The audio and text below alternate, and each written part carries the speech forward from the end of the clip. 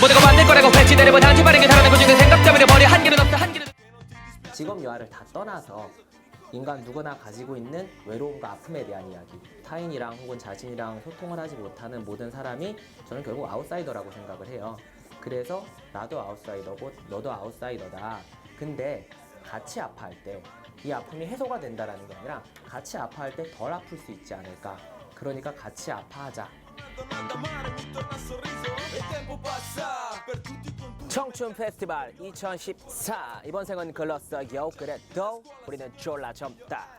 Si applica ma grandi potenzialità ma brutto stronzo che entri alla fine dell'ora ogni ora fa una pausa caffè che ti dura una vita faccio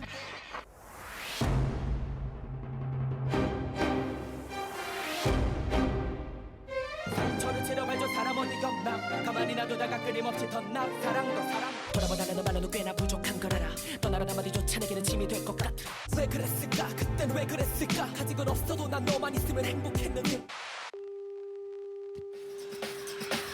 모두가 만들 거라고 했지 내려본 한지 빠르게 살아내고 지금 생각 때문에 머리 한 길은 없어 한 길은 듣고 한 길은 흘려 난 픽션 데피니션 네 삶의 자세를 바꿔 가능성을 죽이는 세상에 거짓에 맞서 싸워 100% 법률 따위는 없어 고개를 쳐 그들이 안 될 거라고 했어도 기회의 노를 나 뱉다고로 내 혼과 몸과 꿈과 모든 것들을 걸었고 모르는 것들 나에게 이렇게 배웠고 또 채웠어 와우 누구보다 빠르게 난 남들과는 다르게 누구보다 남들과는 누구보다 빠르게 난 남들과는 다르게 누구보다 남들과는 누구보다 빠르게 난 남들과는 다르게 누구보다 남들과는 군대 갔다 왔더니 이제 다 잘하네. 좀 더 길게도 할 수 있죠? 할 수 있죠? Say 누구보다 빠르게 난 남들과는 다르게 누구보다 빠르게 난 남들과는 다르게 더 크게 누구보다 빠르게 난 남들과는 다르게 누구보다 빠르게 난 남들과는 다르게 누구보다 빠르게 난 남들과는 다르게 색다르게 리듬을 타는 비트윈 나그네 더 빠르게 빨리 너네가 빠져버리는 내 박자 리듬이긴 한데 비트를 속에 이리 듣고 소리보다 세리 베리고 비트윈 내가 타는 피리 베리굿 누가 뭐라 해도 나는 누구보다 빠르게 색다르게 리듬을 타는 비트윈 나그네 스테이지 비게 스케일을 그리는 스타의 마술사 스피드 스타 안녕하세요 청춘 페스티벌 2014에서 인사드립니다 전 세계에서 가장 빠른 랩을 하는 한국인 래퍼 가수 아웃사이더입니다 반갑습니다 와 이렇게 많은 사람들이 청춘 페스티벌에서 또 청춘을 함께 나누고 있네요. 그렇죠? 날씨도 좋고 선선하니 뭔가 이렇게 대화 나누기 참 좋은 시간인 것 같아요. 그렇죠? 자 오늘은 제가 무엇을 하러 왔을까요? 노래? 어떤 노래 듣고 싶어요?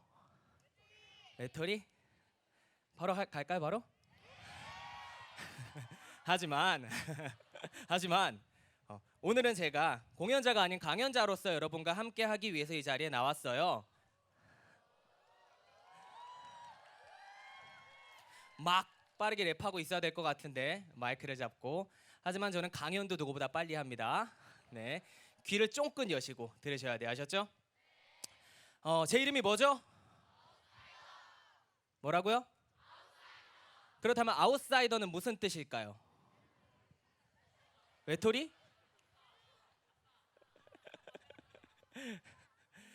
자 왕따, 외톨이 그리고 또 아웃사이더는 무슨 뜻일까요? 주변인. 자 정말 다양한 뜻이 있지만 아웃사이더는 사실 중심선상에서 벗어난 세상이 만들어둔 기준과 조금은 다른 방식으로 살아가는 사람을 아웃사이더라고 그러죠. 그렇죠? 그렇게 보이지 않아요? 신발도 짝짝으로 신고 자 이제 2014 청춘 페스티벌에서 유행하는 짝짝 신발. 네. 그렇게 만들어 놓은 세상이 만들어 놓은 기준과 다른 삶을 사는 아웃사이더가 왜 아웃사이더인지 그리고 또 그 아웃사이더가 왜 1초에 17음절 17글자 전 세계에서 가장 빠른 랩을 하는 한국인 래퍼가 됐는지 그리고 마지막으로 그런 래퍼 아웃사이더가 오늘 이 자리에서 어떤 이야기를 왜 여러분과 나누기 위해 나왔는지 이 강연을 통해서 여러분과 함께 지금 이 시간 이어가도록 하겠습니다. 제 이름처럼 세상은 정답과 오답이라는 구분을 짓고 그 틀에서 벗어난 사람들은 오답 혹은 저처럼 아웃사이더와 왕따라는 기준으로 판단되어지기도 하고요. 또 그 시기에 세상이 만들어 놓은 그 기준에 벗어나지 않은 사람들에 대해서 정답이라고 이야기를 하기도 합니다. 그리고 여러분들도 정말 많은 그런 경험을 하실 거고요. 여러분 지금 몇 살이죠? 아유 착하네. 20살들은 대답을 잘하는구나. 20살. 자, 그럼 또 좋은 대학을 가야 되고 학교는 또 언제 졸업하고 대학원은 진학할 거고 취업을 해야 되지 않겠냐. 또 취업을 해서 직장 생활을 하면서는 또 꼭 참고 살아야 되지. 이렇게 많은 사람들이 자기의 나이대에 맞게 세상이 만들어둔 기준의 어떤 시기와 그리고 자기가 해야 되는 일들에 대해서 강요되어지기도 하고 자연스럽게 동화되기도 하면서 삶을 살아간다는 생각을 해요. 그런데 그렇게 살지 않았던 삶, 그리고 그렇기 때문에 항상 정답이 아닌 오답지라고 판단되었던 아웃사이더란 이름을 가진 저의 삶에 대해서 지금부터 이야기를 하겠습니다.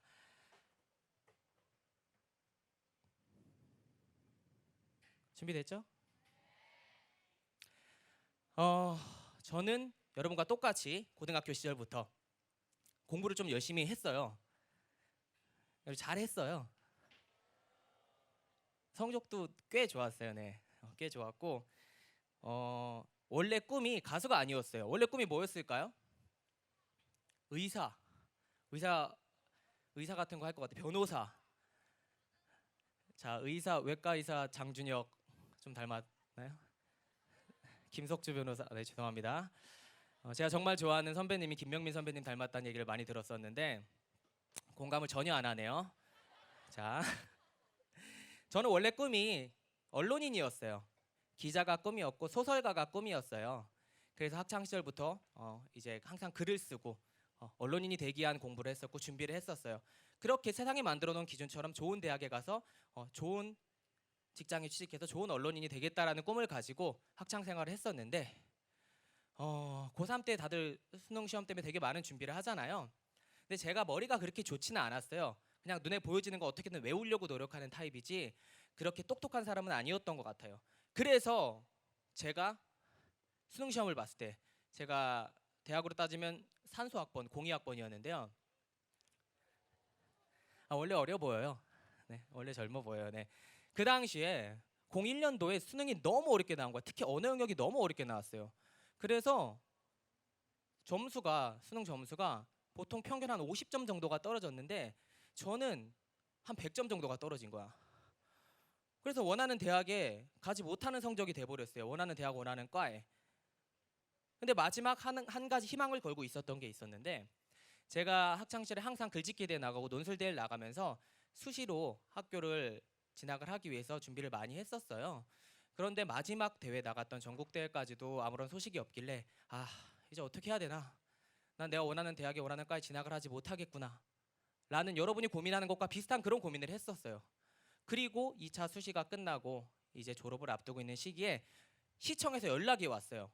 서울시청에서 연락이 왔는데 상이 누락된 게 있으니까 상을 한번 찾아가라고 오라고 하는 거예요. 그래서 뭐 이제 수시도 끝났고 내가 가야 되나 말아야 되나 이런 생각을 하고 있다가 찾으러 갔어요. 갔는데 시청에서 그런 얘기를 하는 거예요. 전국 논술글짓기 대회에서 전국 1등을 하고서 상을 안 받아간 사람은 네가 처음이라는 거야.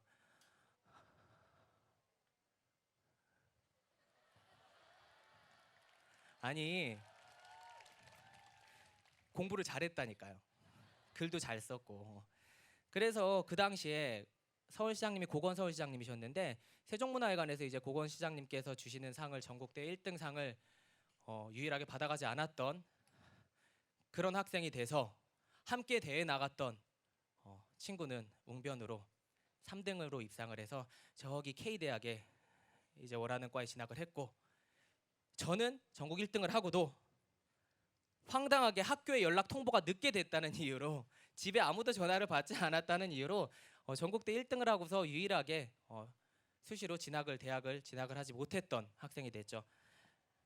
진짜 안타깝죠? 진짜 미칠 것 같았어요. 한 진짜 6년 동안 글만 썼는데 정말 미칠 것 같았어요. 그때 부모님들도 주위 사람들도 이런 이야기를 했어요. 그래, 넌 그래도 공부 잘했으니까, 넌 글도 잘 쓰니까 자 어떻게든 편입을 하자. 편입을 해라. 그래서 편입을 할 생각으로 영어과, 대학교 영어과에 진학을 해서 1년 동안 영어과 학생으로서 대학 생활을 했는데 너무나 힘든 거야.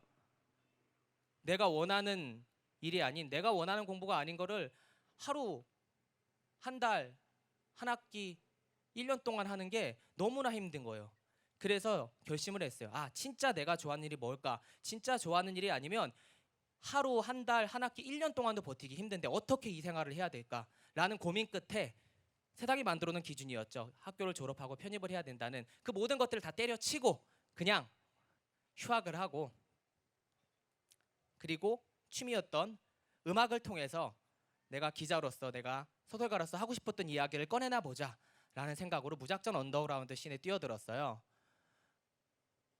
그렇게 모든 걸 주위에서 만류했지만 내려놓고 저의 20대를 이제 음악과 함께 보냈던 거죠. 아르바이트는 다 해봤는데 여러분들도 아르바이트 많이 하잖아요. 참 여러 가지 재밌는 일들이 많이 있었던 것 같아요. 근데 제가 가장 기억에 남는 건 제가 여러분 보는 이 들판 색깔이랑 같은 이제 녹색 옷을 입은 녹색 편의점에서 일을 했었어요. 그 건국대학교 건대 입구역 2번 출구 앞에 있는 먹자 골목으로 들어가자마자 오른쪽에 위치하고 있었던 녹색 편의점에서 일을 했었는데 한 3년 넘게 일을 했었고 수많은 아르바이트를 거쳐서 그 시간 동안 일을 했었는데 그 당시에 제가 아르바이트를 하면서 무작정 언더그라운드에서 음악을 하고 내 이야기를 들려주려고 노력을 하고 그렇게 1년, 2년, 3년, 4년 취직도 안 하고 그냥 돈 버는 대로 그냥 음반 작업에 쓰고 음반 내고 만들고 이렇게 1년 1년씩 쌓아가고 있었을 때 가장 많이 들었던 이야기, 여러분들도 많이 들었을 거예요. 너 도대체 학교는 졸업 안 하고 뭐 하냐? 너 도대체 취업은 안 하고 뭐 하냐? 그렇다면 음반은 또 언제 나올 거냐? 그런 이야기들만 저에게 끊임없이 했었던 거죠. 그랬을 때 제가 너무나 힘들었던 그 시기 때 썼던 가사가 있어요. 청춘 고백이란 가사인데 그 당시에 제 심정을 정말 잘 썼던 것 같아요. 부모님에게 아들 노릇하랴, 여자친구 챙겨주랴, 용돈 걱정하랴, 형에게는 멋진 동생, 동생들에게 멋진 형으로 남고 싶은 맘에 힘든 내색 한번 안해. 매일매일 되는 대로 살다가는 한 살 두 살 나도 모르게 금방 나기를 먹고 말겠지. 친구들은 졸업하고 전역하고 취직했다는데 나는 군대도 학교도 직장도 하나도 제대로 못 마치고 방황하는 어른아이 라는 가사를 썼었어요. 친구들은 졸업하고 취직하고 군대 갔다 오고 다 했는데 저는 몸은 어른이었지만 아직도 방황을 하고 있었던 어른 아이였다는 심정을 썼었고 그 가사를 계속 쓰고 그렇게 아르바이트를 하면서 결국 8년 만에 방송 데뷔를 하게 됐어요. 나는 방송 데뷔만 하면 다 유명해지는 줄 알았어. 다 뜨는 줄 알았고 다 성공하는 줄 알았어. 아웃사이더 1집 앨범 타이틀곡 아시는 분? 자, 망했어요. 8년 만에 나왔는데 망했다니까. 제목은 남자답게였습니다. 남자답게 나왔는데 남자답게 망했지. 하지만 저는 남자답게 망한 순간에도 항상 방송이 끝나면 건대구역 2번 출구 녹색 편의점에 와서 녹색 옷을 입고 바코드를 찍으면서 카운터에서 어깨 밑으로 내려오는 레게 머리를 하고 있었고요. 뿔테 안경을 쓰고 명찰에다가 이렇게 신옥철 딱 붙이고 그렇게 방송 활동을 하면서도 아르바이트를 했어. 근데 왜 내가 방송 활동을 하면서도 아르바이트를 했냐? 왜 했겠어요? 돈이 없었어. 근데 연예인이란 직업은 누가 보더라도 돈을 많이 벌 것 같고 행복하게 살 것 같은 거야. 주위 친구들은 너 이제서야 방송 나왔으니까 너 잘 되고 있구나. 밥 사줘, 술 사줘. 근데 또 자존심에 또 타이틀 제목도 남자답게였는데 막 쪽팔리 이런 거 싫어하잖아요, 젊었을 때. 그래서 방송이 끝나면 녹색 편의점에서 아르바이트를 번 돈으로 친구들과 뭐 밥도 먹고 생색도 내고 그런 생활을 했었어요. 그렇게 힘들게 그런 시간을 버텨왔었고 그러면서도 결국 저는 세상이 정해놓은 어떤 그 기준과 다른 삶을 살았던 것 같아요. 그래서 저는 언제나 오답지로 불렸었고 그 당시에 제 이름을 아웃사이더라고 지었었어요. 세상이 만들어놓은 기준과 다른, 남들은 대학도 가야 되고 취업도 해야 되고 군대도 갔다 와야 되는데 나는 그냥 무작정 내가 하고 싶은 것만 했었던 그런 삶을 살았던 것 같아요. 그렇게 오답지었던 제 인생에서 제가 가장 힘들게 가장 오랜 시간 동안 무명의 생활을 겪으면서 들었던 말이 있어요. 뭐였을까요? 모든 사람들이 나한테 했던 말들이 있어. 넌 지금 잘못되고 있어. 넌 지금 잘못하고 있어. 뭐라고요? 잘못하고 있어. 여러분 그런 말 들어봤어요? 아, 잘하고 있나 보네. 넌 지금 잘못하고 있어란 말을 8년 동안 들었어요. 기분이 어땠겠어요? 한번 들어보자. Say 잘못하고 있어. 더 크게 잘못하고 있어. 더 크게 잘못하고 있어. 소리로 잘못하고 있어. 잘못하고 있다고 할 때마다 친구들이 잘못하고 있다고, 친척들이 잘못하고 있다고, 형제들이 잘못하고 있다고, 부모님이 잘못하고 있다고 할 때마다 내 안에 상처와 내 안에 감정들이 쌓이고 열정과 오기고 쌓이고 열망이 쌓여서 정말 누구보다 할 말이 많아졌고, 그래서 내가 하고 싶은 말을 누구보다 많이 빠르게 하고 싶어서 누구보다 빠르게 색다르게 랩을 하게 됐었고, 그래서 1초에 17음절 전 세계에서 가장 빠른 랩을 하는 60억 분의 1의 사나이 아웃사이더가 된 이유가 결국은 넌 잘못하고 있어라는 말에 나는 잘하고 있다라는 대답을 하고 싶어서, 그래서 너무나 할 말이 많아졌기 때문에 누구보다 빠른 랩을 하게 됐었다는 이야기를 드리고 있어요 지금.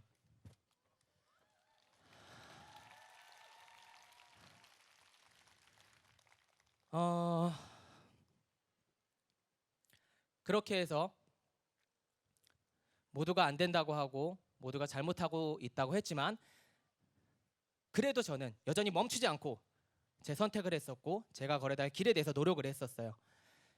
여러분 별명 있었죠? 어렸을 때부터. 자, 앞에 우리 선글라스 끼신 분 별명이 뭐였어요? 네, 뒤돌아보시는. 부끄러워하지 마세요. 여기 다 청춘들이잖아요. 20살. 별명이 뭐였어요 어렸을 때? 뭐라고요? 청개구리. 왜 청개구리였어요? 시키는 대로 안 해서? 여러분들 다 별명 하나씩 갖고 있었죠? 제 별명은 뭐였을까요? 외톨이라니. 그때부터 외톨이는 아니었어요. 나 진짜. 내가 주구장창 외로운 노래만 하니까 다들 진짜 외로운 사람인 줄 알고 왕따인 줄 알아. 제 별명이 중학교 때 시옷이었어요. 시옷. 왜 시옷이었냐면요, 시옷자 발음이 샜거든요. 발음이 되게 안 좋았어요. 그리고 비염이 있어가지고 코맹맹이 소리가 나니까 시옷자 발음을 할 때마다, 심지어 내 이름은 신옥철인데 이름 구수하죠. 기름질 옥에 물 맑을 철, 기름지고 물 맑은 이 땅에 이름을 세워라 라는 의미로 지었어요. 제가 짓진 않았어요. 할아버지께서 지으셨는데, 시옷자, 내 이름만 얘기할 때마다 시옷자가 새니까 친구들이 계속 시옷이라고 놀리는 거예요. 근데 이게 너무 싫었어요. 처음에는 이 상처를 감추고 싶었고 일부러 시옷이 들어가는 내 이름을 얘기하고 싶지가 않았어. 근데 그렇게 살기가 너무 힘들었어요. 그래서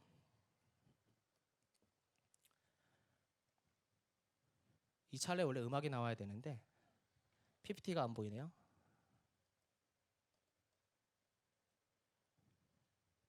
PPT가 안 넘어가요. 원래 되게 가슴 아픈 잔잔한 음악을 깔아왔었거든요. 시옷이었으니까. 자, PPT는 그냥 안 할게요. 안 쓸게요. PPT 안 쓰고. 와.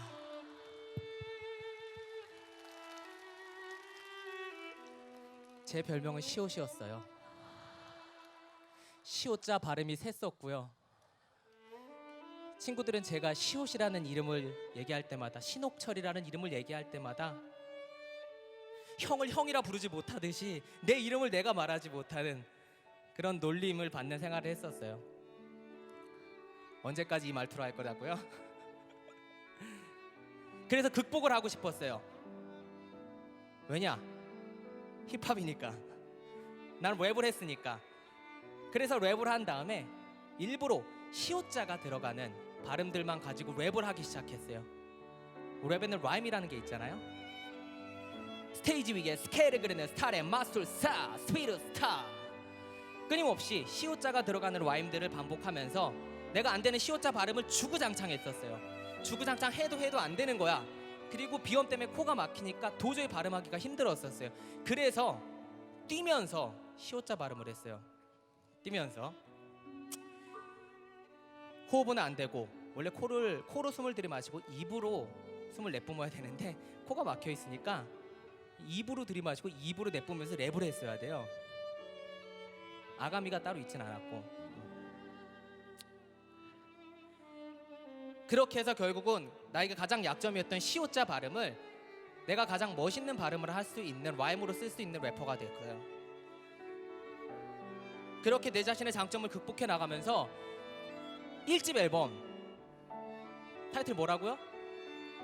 망했던 그 노래 이후에 정말 많은 고민을 했어요. 녹색 옷을 입고 녹색 편의점에서 나는 도대체 언제까지 방송에 나갔을 때는 환호를 먹고 살지만 다시 집에 돌아오면 녹색 옷을 입은 이 공간에서 바코드를 찍고 있어야 되나? 난 도대체 어떤 이야기를 하고 싶고 어떤 삶을 앞으로 살아가야 될지에 대한 고민을 너무나 많이 했어요. 그래서 무작정 가방을 하나 둘러매고 핸드폰도 돈도 다 때려치고 자전거를 타고 100일간의 국토대장정을 떠났어요. 슬픈 선율이 또 나오네요, 음악이.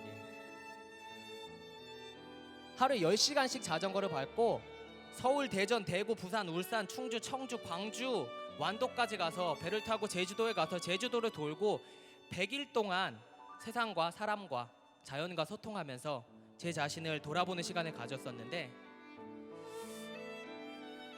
한 달 정도 됐었던 때 하루에 10시간씩 자전거를 밟고 국도를 달리고 있었을 때였는데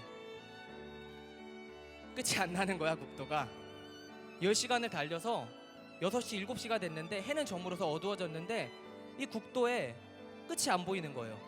배는 고파지, 춥지. 근데 여러분 자전거 여행 해본 사람 계세요? 자전거 여행을 하잖아요. 국토에서 자전거가 혼자 달리면 옆으로 트럭이 쌩쌩 지나갈 때마다 돌멩이 하나가 튀었을 때 그 돌멩이에 자전거가 맞으면 자전거가 날아가요, 그냥. 근데 옆으로 돌멩이는 막 날아 지나가는데 깜깜해지고 배는 고프고 추운 거야. 내가 할 수 있는 건 아무것도 없었어요. 근데 나는 남자답게 나름 연예인으로서 삶을 살아왔던 20대 청춘의 사람이었는데 그렇게 국도에서 자전거를 밟고 있는 그 순간 내 자신이 너무 나약하고 비참하고 연약하다는 걸 느끼게 된 거예요. 그래서 그 여행에 한 달 만에 처음으로 타인에게, 누군가에게 손을 내밀어 봤어요. 히치하이킹을 처음으로 해보기 시작한 거예요. 히치하이킹. 네. 그래서 지나가던 차들 앞에서 열심히 손을 흔들고 열심히 발길질을 해봐도 차가 서지 않더라고요. 영화처럼 이렇게 이쁜 아가씨들이 나서 다리 싹 내밀면 그러면 이렇게 차가 서질 줄 알았는데 그 국도 안에서 전 정말 나약한 사람이고 정말 연약한 사람이었던 것 같아요. 이런 얘기할 때 음악이 계속 반복되면 더 슬프고 불쌍해 보일 텐데, 그래서 결국은 서지 않는 차에 제가 가지고 있던 자전거를 확 던져버렸어요. 그리고 그 자전거 때문에 멈춰선 트럭 아저씨가 저를 보면서 황당하다는 눈빛으로 저를 쳐다봤을 때 제가 30일 만에 타인에게 처음으로 얘기를 했어요. 처음 말을 꺼냈어요. 뭐라고 했는지 아세요?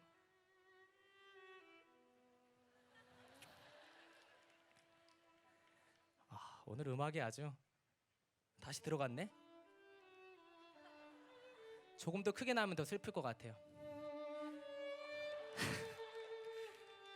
오늘 여러분은 음악은 살아있다라는 것을 지금 보고 계십니다. 확 던진 자전거 앞에 트럭이 서고 나서 트럭 아저씨 기사가 내려서 저에게 황당한 눈빛을 보였을 때 제가 했던 첫 마디는 살려주세요였어요. 살려주세요. 도와주세요. 배가 고파요. 저 좀 데려다 주세요. 그렇게 처음으로 누군가에게 타인에게 손을 내밀어 봤었고 내 자신이 부족하고 나약한 사람이라는 걸 처음으로 인정해 봤어요. 그랬을 때 그 아저씨께서 내 손을 잡고 나를 그 어둠이 끝나는 곳, 저 끝에 빛이 보이는 곳으로 데려가주셨어요. 그리고 거기서 세상에서 가장 맛있었던 삶은 달걀과 따뜻한 우유 한 잔을 슈퍼에서 사주시면서 정말 아름다운 따뜻한 미소를 보내주셨던 기억이 나요. 그때 느꼈어요. 아, 우리는 정말 많은 척 속에서 살아가고 있잖아요. 강한 척, 있는 척, 잘난 척, 예쁜 척, 멋진 척, 수많은 척 속에서 세상이 만들어 놓은 기준 속에서 어울리는 사람이 되기 위해, 멋있는 사람이 되기 위해서 살아갔었잖아요. 하지만 난 정말 나약한 사람이구나, 세상 앞에서 난 정말 미약한 존재구나, 그리고 내 자신의 부족함과 나약함을 인정했을 때 세상은 그렇게 각박하지 않고 내 손을 잡아줄 수 있는 세상이 열려 있구나 라는 걸 느끼게 됐어요. 그래서 그 다음부터 나머지 2달 동안 여행을 다니면서 보는 사람마다 도와주세요, 도와주세요, 살려주세요, 배고파요, 밥 좀 주세요, 재워주세요. 세상은 생각보다 열려 있더라고요. 주구장창 얻어먹고 주구장창 잠도 자고, 그러면서 사람들과 소통하는 방법, 대화하는 방법, 누군가에게 나 자신을 꺼내놓는 방법에 대해서 경험하게 됐었던 것 같아요. 그렇게 해서 저의 아픔과 저의 나약함과 저의 부족함과 저의 상처를 꺼내놓았고 끊임없이 써내려갔고, 그때 나는 대화들, 그때 느꼈던 감정들을 바탕으로 노래를 만들기 시작했고 가사를 쓰기 시작했고, 그래서 드디어 여러분들이 제 데뷔 앨범으로 알고 있는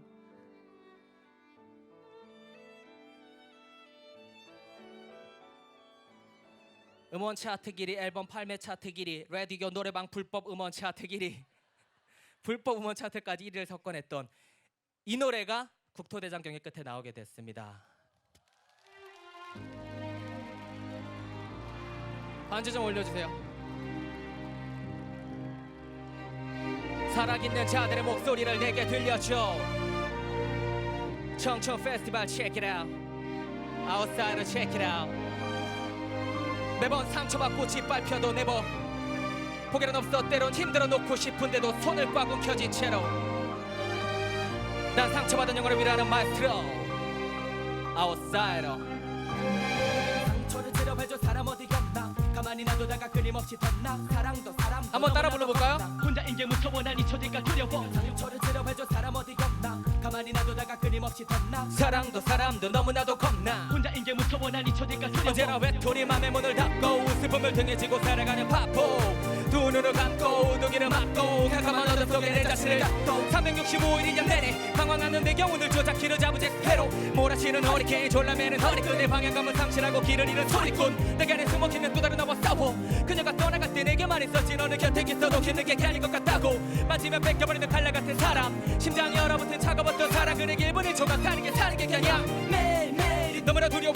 매일매일 누가 날 접근해줘. 언제나 외톨이 맘의 문을 닫고 슬픔을 등에 지고 살아가는 바보.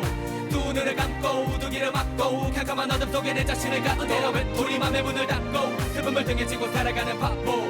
두 눈을 감고 두기를 막고 캄캄한 어둠 속에 내 자신을 갖고. 살아있는 자들의 목소리를 들려줘 say ah yeah. 살아있는 자들의 목소리를 들려줘 say oh yeah. 살아있는 자들의 목소리를 들려줘 say outsider. 살아있는 자들의 목소리를 들려줘. 자 소리 질러. 아무도 모르게 다가간 이별을 대면했을 때 또다시 존재가 되게 되려서 외면했었네. 꿈에 거리다 지나가 시간을 다시 건네기로 되잖아. 오기를 바라는 것처럼 마음으로 밤마다 기도했었네. 시를 당기로 달려간 추억의 살인마는 번역을 배설없이 빠르게 따라가 내 길을 돌아봐 달라고 손을 붙잡아 달라고 부리고 불러도 하는 비도를 쳐내고 어디가 대답이 없는 널. 기억 속에 너란 사람의 존재를 완전히 지우려 그렇지 몸을 쳐봐도 매일 밤 꿈에 그녀가 타라 흐른 눈물을 닦아주는 걸. 나 어떡하라고 나 끄떡없다고 거짓말하라고 너는 못 참겠다고. 나도 아플 땐 아프다고 슬플 땐 슬프다고 벌어붙은 심장이 자꾸만 내게로 고자질해. 정말로 끝이라도 정말로 괜찮다고 꼭 참고 참았던 눈물이 자꾸만 내게로 쏟아지네. 소리 질러.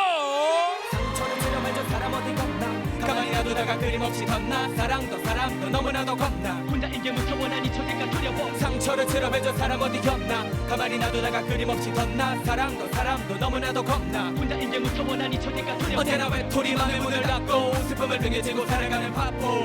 두 눈을 감고 우두기를 막고 캄캄한 어둠 속에 내 자신을 가둔 나 외톨이 맘에 문을 닫고 슬픔을 등에 지고 살아가는 바보 두 눈을 감고 우두기를 막고 캄캄한 어둠 속에 내 자신을 갖고 살아있는 자들의 목소리를 들려줘 say ah yeah 살아있는 자들의 목소리를 들려줘 say oh yeah 살아있는 자들의 목소리를 들려줘 say outsider 살아있는 자들의 목소리를 들려줘 자 소리 질러 더 크게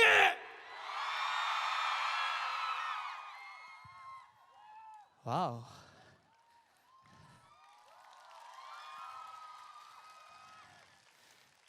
야 이렇게 외롭고 슬픈 노래를 부르는데 이렇게 좋아하냐 참, 너무하다 진짜 청춘이다 이렇게 해서 물을 좀 마셔야겠어요 와 이게 강연하면서 공연하는 것도 힘드네요 그쵸 제 랩이 유난히 좀 힘들어요 그쵸 제가 뭐 나이를 먹어서 이런 거 아니고 뭐 살이 쪄서 이렇게 힘든 거 아니고요 오늘은 제가 여러분과 진심 어린 인간 대 인간으로서 소통을 하기 위해서 일부러 8kg를 찌고 나왔어요 진짜예요 무대에서 보여지는 그 각진 모습들 뭔가 이렇게 볼이 쏙 들어가고 뭔가 항상 날카롭고 마르고 날씬해야만 되는 그런 연예인에서 벗어나서 여러분과 후덕하게 친근하게 대화를 하기 위해 8kg를 찌고 나왔습니다 자 배우들은 배역을 위해서 8kg를 찌는데 저는 강연을 위해서 8kg를 찌고 나왔고요 수고했으니까 물 좀 마시겠습니다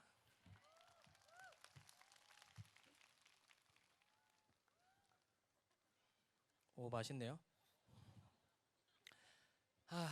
그렇게 외톨이가 세상에 태어났고 삐엘의 눈물이 세상에 태어났고 그 당시에 저의 아픔과 나약함과 슬픔들을 담았던 음악들이 세상에 꺼내놔지고 여러분들께 이렇게 많은 사랑을 받게 됐어요 그리고 그때부터 오답지였고 항상 아웃사이더였던 제 삶이 변하기 시작했었어요 그랬을 것 같죠?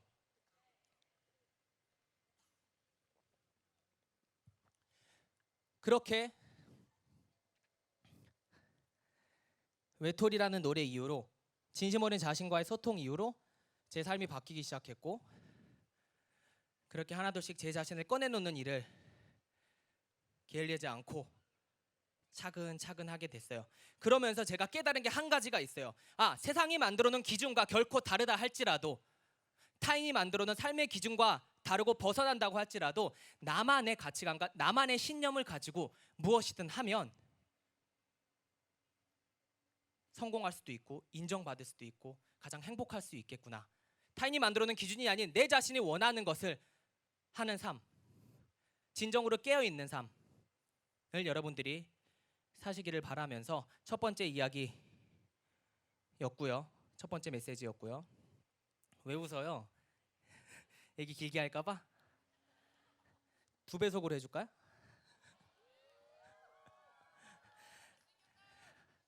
감사합니다 남자네요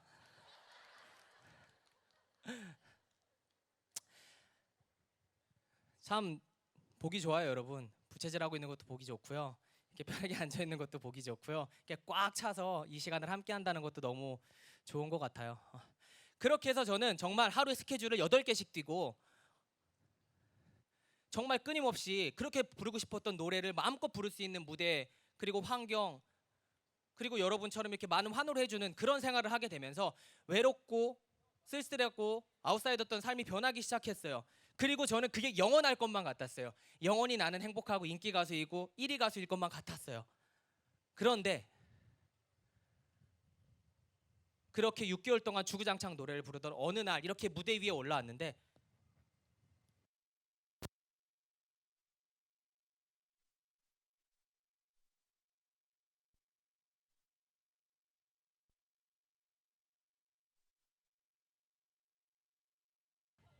들려요? 제가 껐었어요 죄송합니다 무대 위에 올라가서 여러분과 마주했는데 소리가 나오지 않는 거예요 방금 그 상황처럼 주위에 스태프들이 이렇게 올라왔었어요 다 올라와서 왜 소리가 안 나오냐 근데 이제 그만 웃고 슬픈 얘기야 너무 무리를 한 나머지 6개월 동안 주구장창 하루 8개의 스케줄, 하루에 30곡 이상 노래를 부르다 나머지 성대가 결절이 된 거예요. 무대 위에 올라왔는데 내가 내는 소리를 여러분이 듣지 못했을 때 얼마나 슬프고 힘든지,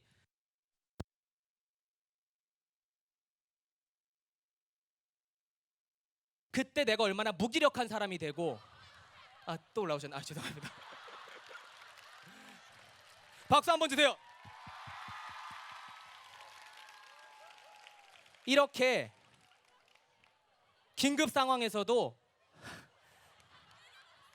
최선을 다해서 임해주시는 우리 스태프분들을 위해서 청춘 페스티벌 다시 한번 박수 부탁드리겠습니다.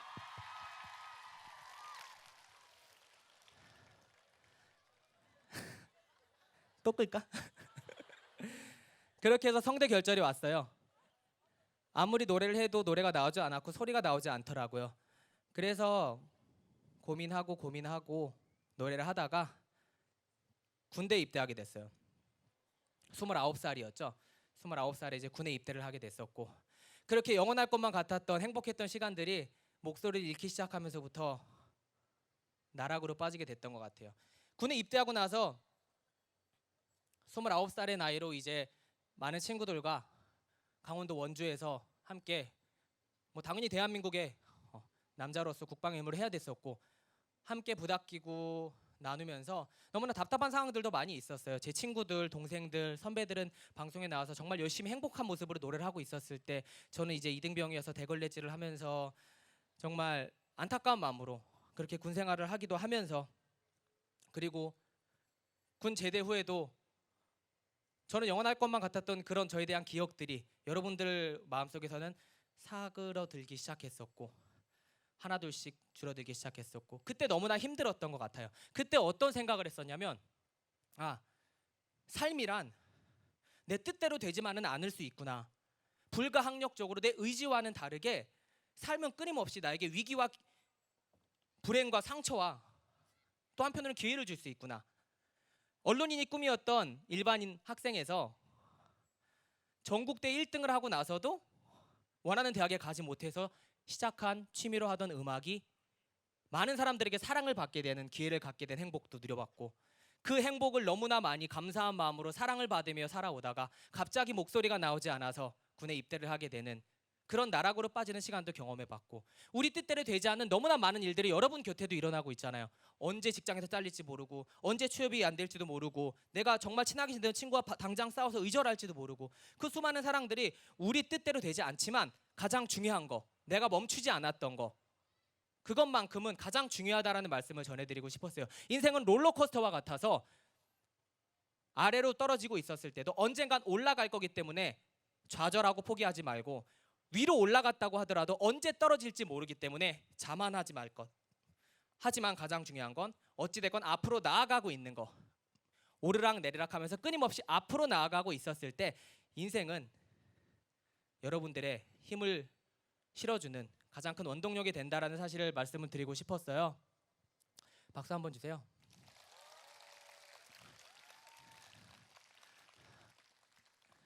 그렇게 해서 끊임없이 움직이는 삶, 그렇게 살아가면서 제가 지금 이 자리에서 여러분들과 이렇게 대화를 하고 있는 이유는요, 또 언제 제 목소리가 안 나오게 될지도 모르고, 그리고 또 언제 제가 하는 일이 어떻게 변할지 모르겠다는 불안함, 무엇을 하면 살아가야 될지 모르는 막연함 속에 항상 삶을 살아가는 게 너무나 불행하고 스스로 되게 작다는 생각을 하게 됐어요. 그래서 끊임없이 새로운 것과 도전하고, 그리고 더 많은 사람들과 더 깊은 소통을 하는 필요성을 느끼게 됐었고, 그래서 이 자리에서 오늘은 공연자가 아니라 강연자로서, 그리고 그냥 강연자가 아니라 여러분과 같은 높이에서 같은 대화를 나누는 그런 오빠, 형으로서 이 시간을 함께 하게 된 것 같아요. 그래서 군대를 전역한 다음에 군대에서 친구들과 많은 대화를 나눴던 그런 어떤 의미 있는 시간들을 바탕으로 조금은 다양한 문화를 접하지 못하는 친구들을 전국을 찾아다니면서 이런 강연을 했었고요.